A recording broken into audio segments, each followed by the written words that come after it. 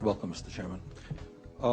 We have spent a lot of time in Congress talking about the $700 billion TARP bailout, which I voted against as it happens.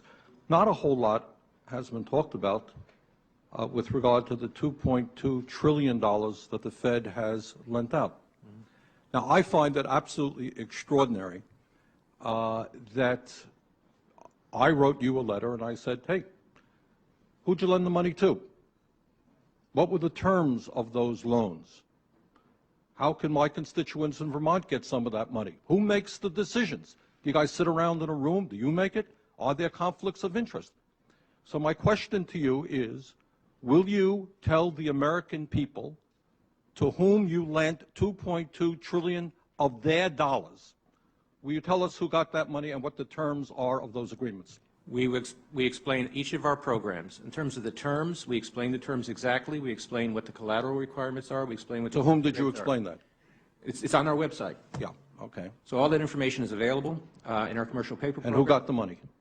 Hundreds and hundreds of banks. Any bank or that has access to the U.S. Federal Reserve's discount. You tell us who they are. No, because the reason that is counterproductive and will destroy the value of the program is that banks will not come to the discount. Isn't that too bad?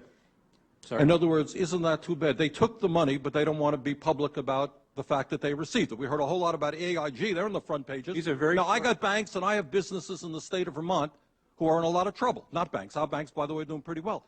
Now, how do these guys who are honest business people get it? Do you have to be a large, greedy, reckless financial institution to apply for these monies? There is no subsidy. There is no capital involved. There is no gift involved. It is a collateralized, short-term liquid loan that is both over-collateralized and is recourse to the company itself. We have never lost a penny doing it. And how can other institutions get those loans as well? According to the law, we are supposed to be lending to depository institutions. Let me just say this, Mr. Chairman. I have a hard time understanding how you have put $2.2 trillion at risk without making those names available, those institutions public.